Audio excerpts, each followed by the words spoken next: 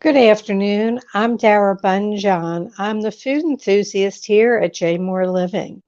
I'm a food writer, food stylist, PR maven, and a frustrated baker. Those of you joining us live, drop your questions into the comment box and I will check from time to time.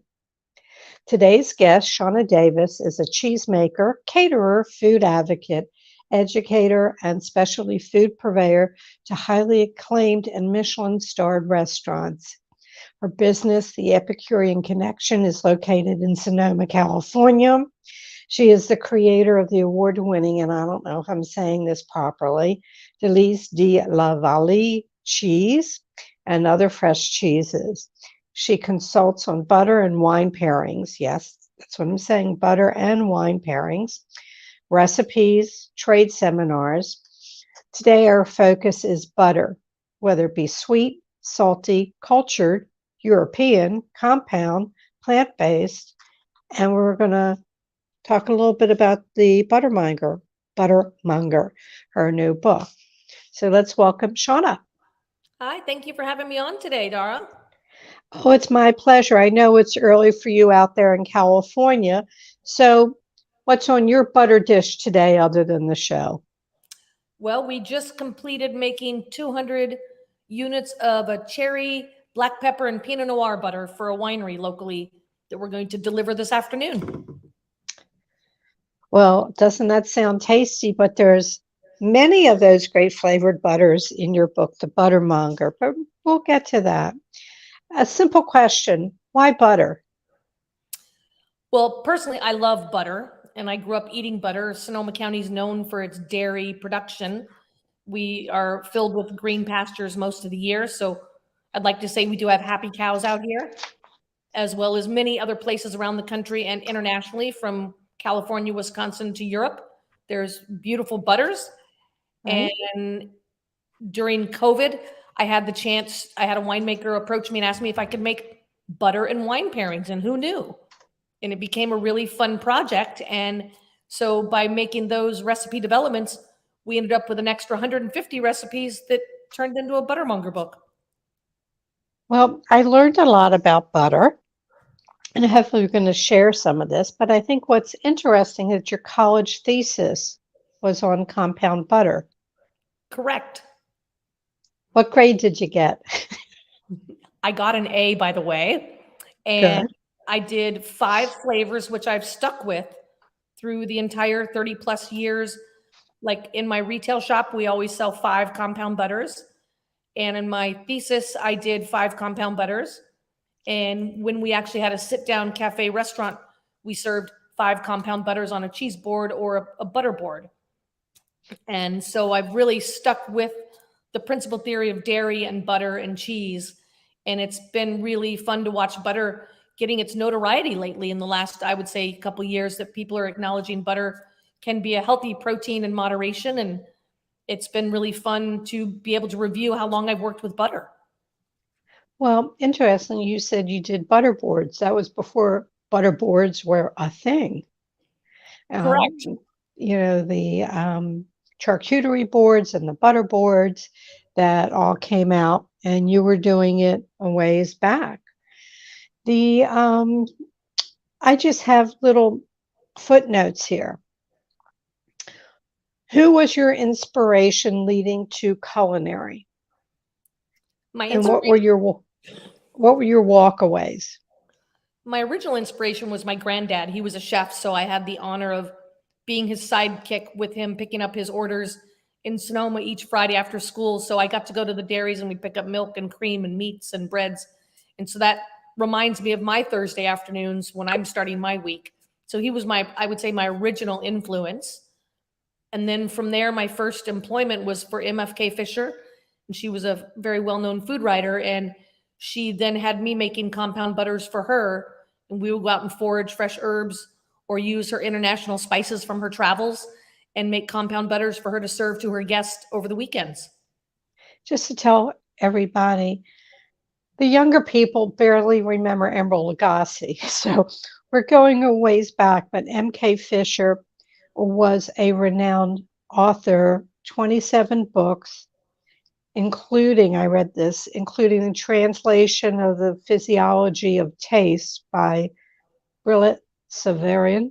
I'm not sure I'm saying it right, but so if you haven't heard of M.K. Fisher, she lived a lot in France, and she believed only in the finest ingredients and French butter. Why is French butter touted more than American butter? Well, it does have a higher cream content, so it has a higher protein, so a minimum of 82%. So it does have a richer, creamier flavor, elegant golden color to the butter. And just how they've maintained their production consistently gives them notoriety for their quality of butters in Europe.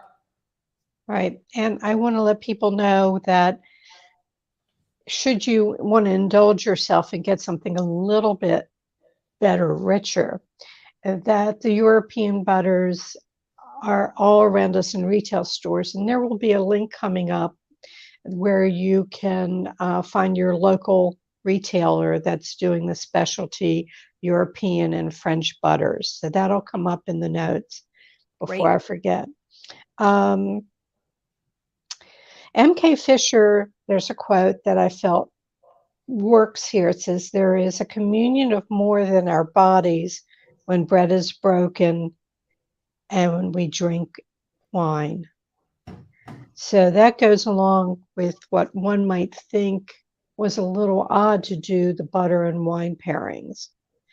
And I want to tell people in the book suggested uses for the compound butters, suggested wines that go with the compound butters. I don't know, I'm just going to flip a page here. I think I need my readers. Had cataract surgery, now I can't read anything. Let's see, what do we have here? Blue cheese, black pepper, and Worcestershire butter. Serving suggestions: potatoes au gratin, stuffed hamburgers, French fries. Pair it with a Cabernet Sauvignon, Cabernet Franc, brown ale, Belgian strong ale. These are very interesting. If people want to have fun, get together.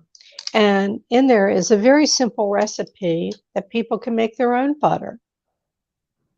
If you have a food processor, correct, and cream and cheesecloth, you're good to go. You're on your way to making butter. And it's really fun to see your container of cream turn into 1 pound of butter in a matter of 6 to 7 minutes. You were very specific in that. I'm sorry, this chair gets stuck on the rolling thing here. That the timing, that it's going to look like it's breaking, but it isn't. So do this 5 to 6 minutes. Don't stop at 4. And then it's a matter of draining the whey from the butter through cheesecloth. Do you suggest that they wet the cheesecloth first and put it in a colander or not? I use a dry cheesecloth, but it wouldn't hurt you at all to give it some moisture if you would like, because there is enough whey that drains off the butter that moistens the entire cheesecloth. And it's amazing how much whey does drain through the colander into the bowl, which of course you can retain that whey and use it, drink it. It is a true form of buttermilk, if you would. It's very healthy in protein, it is a whey byproduct. So you could cook with it. You can add it to your smoothies. It has lots of nutritional value for you. So it makes it a zero waste recipe. Right. So whey is what burns in butter if you're just doing the butter. And I know there's a science to doing brown butter, which gives it a nutty flavor, but then it can go a little bit farther. The brown butter, you have to separate the whey. Am I correct? Correct. Yes. And what's the best way to do that? I mean, I have one of these gravy separators and things like that, but it would take a whole lot of butter to do that. Any suggestions? I like using a cheese ladle, which like a slotted thin spoon that you can scoop out the oil that doesn't drain too quickly. But your gravy one, and there is larger tools, something you can skim the oil off the top, and that's truly the easiest way to do that. I mean, I wish there was a simpler way to do that, but it's really very technical process to remove the layers of the top, and then, or you can allow it to chill and it will firm up and you can essentially carve it off the top. Okay. And I am not a bread eater per se. When I was growing up, my parents were from the Depression. There was bread and butter on the table every night. Piece of rye bread and butter. Never really ate it. But if I go to a restaurant and they put out warm bread, and whether it be a plain butter or sometimes it's a compound butter, it's like that's what I fill up on. You sent me 3 samples. I've yet to try. I meant to pull them from the refrigerator so we could look at them, but it's still in the refrigerator. Do you remember the 3 compound butters? You labeled it 1, 2, and 3. There's 3 butters for you to enjoy. There's a Meyer lemon and chive butter, which is a really nice, light, very spring flavored butter. There is a cherry butter, and then there's a wild mushroom butter.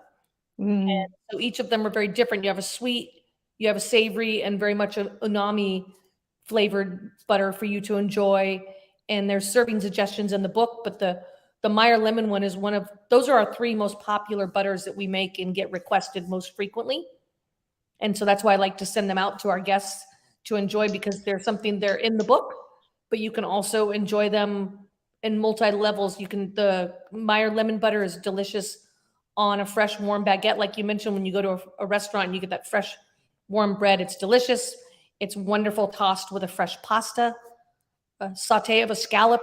So it has multi uses, and I made sure to put serving suggestions in each of the recipes so the guests know what to do with the compound butter once they've actually made one.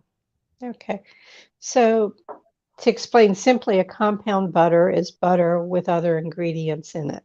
Correct. Correct. But then there's cultured butter. And cultured butter is how different from regular butter? What's the difference?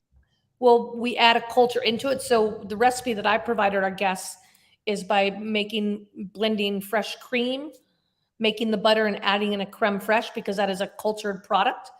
And it allows the culture from the creme fraiche to infuse the flavor into the butter. And so you immediately have a cultured butter at home, which you can make. And, but if you're going to the marketplace and you buy like a European butter, you're going to get a cultured butter that the butter producer has added cultures in that can really become a proprietary signature flavor in those butters. And if you ever have the chance to taste them side by side, you can recognize certain butter flavors based on the company's signature flavors in their cultures. Well, the culture lends a slight sour note to it. Am I correct? That is correct. Score 1 for me.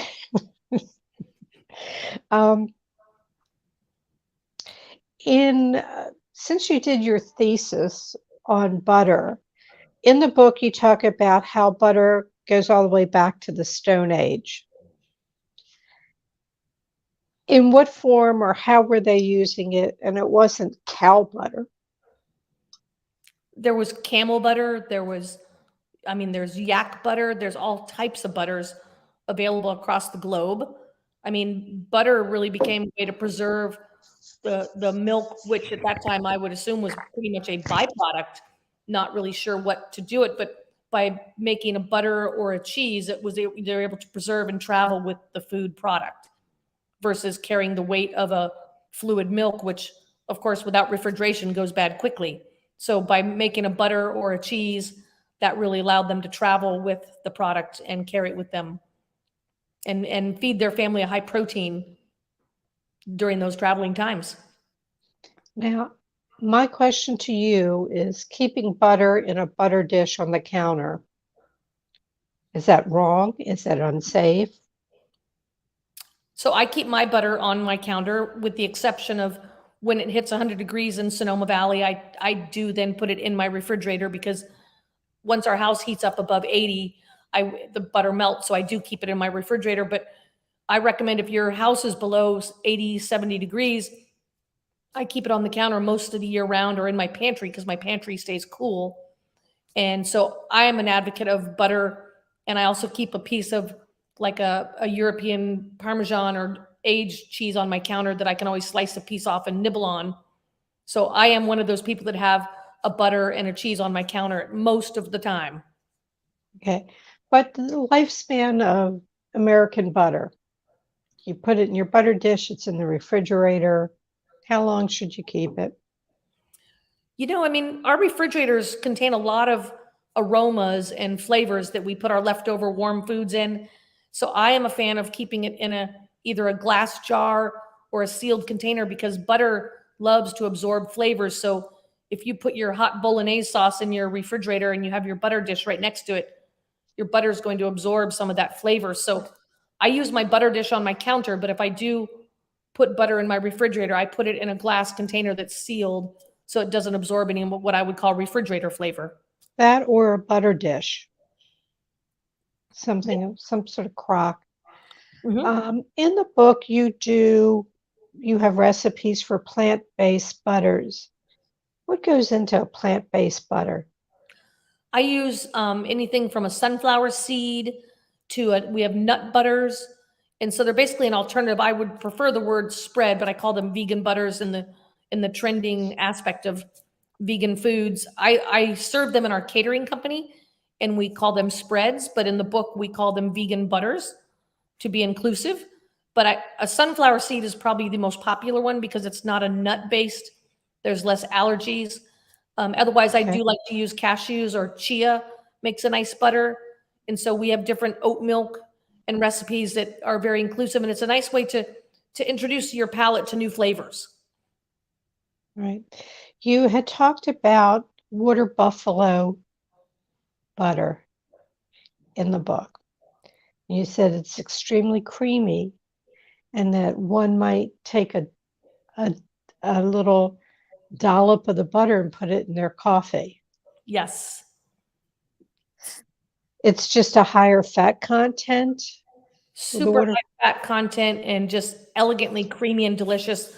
The water buffalo milk and the yak milk in the coffee is I have had it when I've dined with Sherpas who are from Nepal. They put the yak milk in their coffee, and then here they put the buffalo milk in their coffee, and it gives it this elegant, sweet, almost like a mascarpone sweet flavor. Although there's been no sugar added to the milk.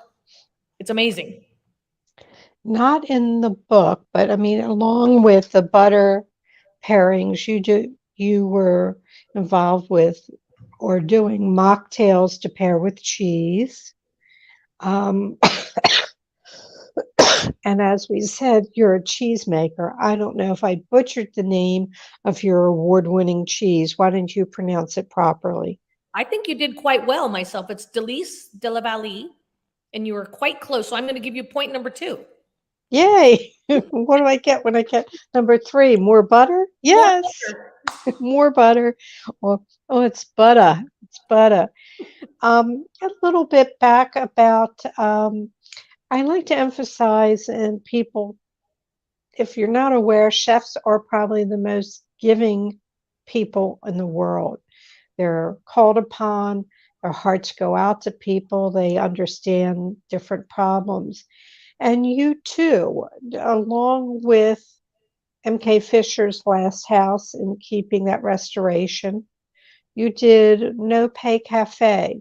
And that was as a result of the fires that you were having there. Tell us a little bit more. And I'd like to thank you, Dara, for doing the research and seeing the No Pay Cafe as one of my personal projects that we started after the 2017 fire, which ravaged our county community. So widespread, not just our town, but countywide, within a 120 mile square radius. And we lost many, many homes. And immediately I felt an urge and a responsibility to feed my community. And so I couldn't stop thinking about it. I could hear my mind grinding. And finally I realized we had to go outside of our community to, say, a stadium. So I thought about like the Giants baseball team or the Warriors basketball team, and then realized that we had Facebook, which feeds 50,000 people a day at that time. Right. And I sleuthed through the internet and found the chef's name. And it turns out he was from Sonoma County, Chris Moss. And I sleuthed my way through the phone system, made one telephone call to him. And the next day we had 5,000 meals a day for 3 months. And we served 220,000 meals with zero financial exchange. Well, your Sonoma's Jose Andres. I had the honor of talking to him on the phone, and it might be one of my personal highlights. I didn't record it. It's going to be in my memory bank, but he thanked us for doing that effort. And I shared with him my template of how we formed that plan. And it's in a PowerPoint, which I share with anyone and everyone, because it could be any community, anytime, with any natural disaster. Jose is just a vibrant person. I've had the pleasure to do some things with him way before some of this, everything that he had blew up, and everything that he's doing. And he actually has a podcast called The Long Table, and people can listen to that. Just Google podcast, and you'll find it, no problem. I don't know how many podcasts I should only exercise as much as podcasts are listed and downloaded. What is ICCA? ICCA is a culinary school in Dubai, and it trains. The school is it's in the center of Dubai, and it's for training chefs that move to Dubai to work in the culinary field. So the students are from around the globe. And I had the honor of teaching at ICCA, teaching them about dairy and cheese and fluid milk and butters that were produced in the US. And so I worked with Sheana, who is the proprietary owner of ICCA. And I went out there several times to work with her students, which were from everywhere from Russia to Pakistan, Afghanistan, New Zealand. And it was an amazing experience. I mean, I hope I shared information that allowed them to add to their resume and their career. But what I learned from those students was amazing. And the best meals I had, by the way, Dara, were in the commissary where the students fixed the meals. Hands down, the best meals I've ever had, period. Well, that might be, I'll guess that was past best bites. I'm going to ask you about your best bite this week. Just sort of round this out and remind people, the Buttermonger, it's up for sale, buttermonger.com. There's a link to find stores close to you for the European butters. Just go in, put in your zip code, and the retailers in your area are available to you. And before I go into my little questions, as Julia would say, enough butter. If you use enough butter, anything tastes good. Right? I would agree with her wholeheartedly on that. Right. And I would like to give an extension out that I co-wrote this book with my daughter, who's 30. And it was a pleasure to work with my daughter. It was our connection during COVID. Every Sunday morning was our Buttermonger brunch, we called it. And we would make butters and Zoom and cook together from 2 different kitchens. And it was one of the positives that came out of that time period. That's wonderful. Both names are on here. Thank you very much, Sheana and Karina Davis. Yes. And the Epicurean connection.com is your catering retail outlet, so people can visit that. The Buttermonger is available on buttermonger.com. And let's see, we've done the connection to the European butter. Have I forgotten anything? I think all the links have come up. I think we did. Taste of Europe. That's where you can find your retail store locator. Right, that's here. Taste of Europe is up on the comments. That's perfect. Okay, winner. Okay, so I got a quote here. Winner, give that woman some butter. Okay, so as I like to wrap up the show, I have a couple questions that I ask. You're fair warned. What was your best bite this week? So this week, my best bite was a mushroom momo from a local restaurant called Sonoma Grill. and it's owned by a family of Sherpas from Nepal. And they make 8 different styles of momos, from shrimp, vegetable, lamb, chicken. And the mushroom one was just, it was wild mushrooms. It was fresh and warm, and it came with this spicy hot sauce that was so spicy but so rich in flavor that you had to keep eating it. And it was an amazing bite for my afternoon on Tuesday. Okay, so I know my friend Jeffrey's looking up Sherpa momos. We'll find out. But is that like an empanada, or is it a stew? Just It's tell like us. more of a dumpling, like a dim sum style. So it's wrapped in a dough that they flatten out, roll thin, and fill it in, depending on the flavor. Some are shaped like a leaf, some are shaped like a tortellini, just depending on, and they're very proprietary on their signature, how they make them, because we have multiple restaurants in Sonoma owned by Sherpas, and they each have their little signature, how they decorate their momos, and they're beautifully elegant. That's interesting, all these Sherpas in Sonoma Valley.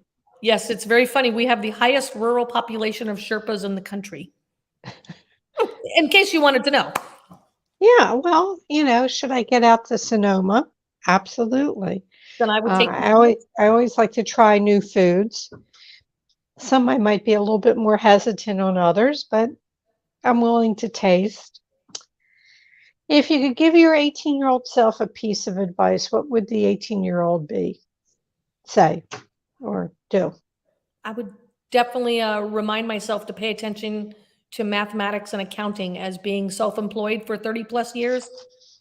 I spend a lot of time as a chef, and you're correct, chefs are very giving and sharing, but we also need to keep our numbers straight and understand the economics in business. And that's what can hurt a lot of chefs, if they don't understand numbers.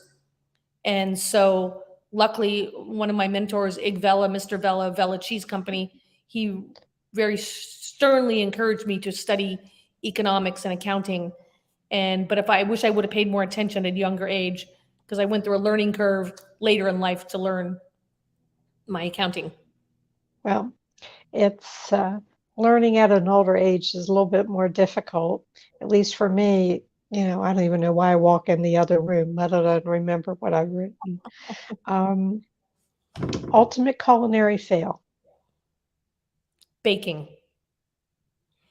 Baking across the board is not my forte. I can make a beautiful peach seasonal summer cobbler for you, but I'm not going to be your souffle chef or your baked baking goods. That's not it's all precise, perfectly measured. Where I come from, I'll have a little bit of sorrel, and I'll take some fava leaves, and I'll have some of those Meyer lemons, and I'll make you something delicious. But baking I can't put myself in that little box.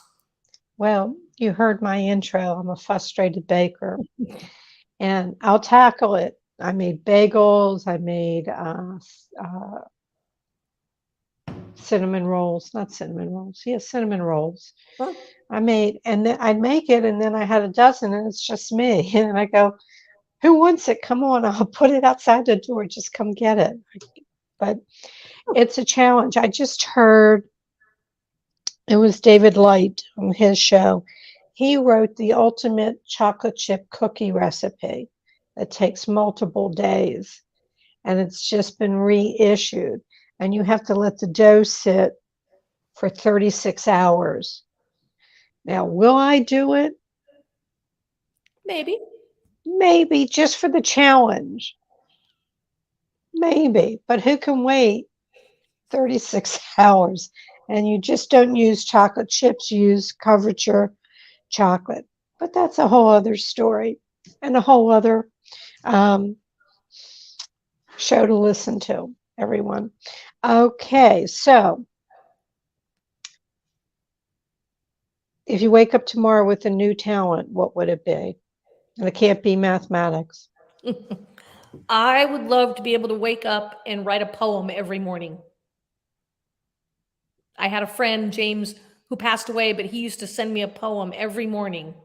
And he was 80 plus years old. And I met him when his wife passed away, catering his memorial, and we became instant lifetime friends. And he would send me a poem every morning. And the morning that I didn't get a poem, my stomach knotted up and I knew something was wrong because he had passed. And so I strive to be like James and be able to write a poem and send it to someone every morning. Ours is a little bit different. I have 5 friends. I text each one individually in the morning. It could be good morning, it could be a funny GIF, it could be a picture I took, and vice versa. And they're all live alone. So if we don't hear from each other after a certain period of time, then it's a phone call. But that's a whole other thing. I'd like to do that. All right. So we're wrapping up Buttermonger.com. Get the book. If you have any questions about butter, I'm sure that Sheana will be willing to answer it, but a lot of the answers are in Buttermonger. And the last question, what didn't I ask you that I probably should have? I think you covered everything. I welcome you, Dara, and all of your listeners to come and visit in Sonoma and enjoy a Buttermonger class where we would make butter together. And if you do come, I'll take you out for momos. Okay. And I'm glad to share my cobbler recipe with you and your listeners. I'll email it to you. And I do want to let them know that there are a number of video recipes on the buttermonger.com, so you can pick that up. But learn how to make your own butter. Just quart of cream and a food processor and cheesecloth. You're in. It's really fun. Thank you so much, Sheana. It's a pleasure talking with you. All the best, continued success. And I will get on with some announcements here. Thank you again. Thank you kindly, Dara, for your time and all you listeners for tuning in. Thank you very much. Great. All right, everyone. Next week's show, my guest will be Andy Shalal, an Iraqi-American artist, activist, philanthropist, and entrepreneur. He is best known as the founder and CEO of the Washington, D.C., Baltimore area restaurant, bookstore, and performance venue called Busboys and Poets. Andy is a former candidate for D.C.'s mayoral election. He is a very fascinating gentleman, and Busboys and Poets is an unusual space, as it said, as a restaurant, bookstore, performance venue, and he's actually painted some of them and put illustrations. There is an event coming up. It's the graduates of the spring 2023 Curate courses, a free 10-week small business culinary accelerator program. They are coming together to host a stunning cocktail hour and 5-course meal on Friday, April 21st. At the end of the meal, 2 businesses will walk away with $5,000 cash prize to grow their operations. Enjoy a fabulous evening and be part of someone's success stories. Tickets are available now at Eventbrite, listed Maryland Spring Farm Dinner.eventbrite.com. It's being held at the Philip Merrill Environmental Center, the Chesapeake Bay Foundation in Annapolis, Maryland. It is Friday, April 21st, 5 to 8:30 p.m. So you want to do a food and wine dinner and support this great cause, pick it up and go to Annapolis next Friday. Not this Friday, next Friday. If you need to reach me, you can reach me at food@jmoreliving.com. That is my email. My Instagram is @DaraCooks. All shows are immediately archived in video form on Jmore Living's Facebook page and jmoreliving.com. Feel free to dig into our video archives of past shows. We truly appreciate it when you share our show with friends and family. It helps it grow and keeps a roof over my head. So please share the show with friends and family. And as I like to end the show, may your plates always remain full. Thank you, and I'll see you